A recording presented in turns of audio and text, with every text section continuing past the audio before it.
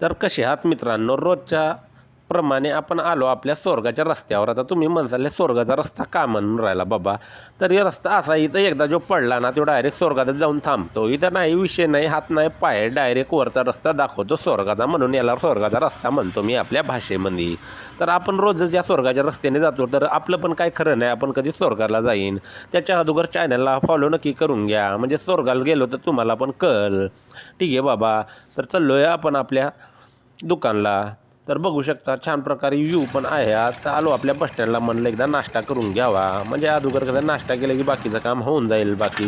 ठीक आहे, तर नंतर आलो आपली हायाबुसा घेऊन, अगरबत्ती घेऊन, कारण अगरबत्ती संपली होती दुकान म्हणली.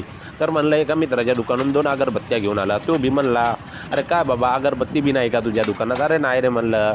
तर इथं येऊन बघितलं तर दुकान पुढं हा मोठा हाती आणून लावलेला. त्या हातीवाल्याला बोलावं म्हणलं, त्याच्या अगोदर दुकान उघडाव.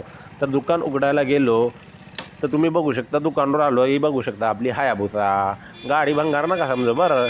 ते अगरबत्ती इथे ढोली, कारण एका झाडू आपला काल नेला, एका चोरीला गेला झाडू आपला. तर परत गेलो झाडू आणायला.